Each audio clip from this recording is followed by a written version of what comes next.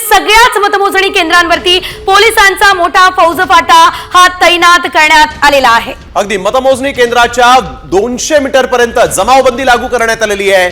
Malabar hill मतदारसंघातील मतमोजणी केंद्रावरून आढावा घेतलाय आमच्या प्रतिनिधीने।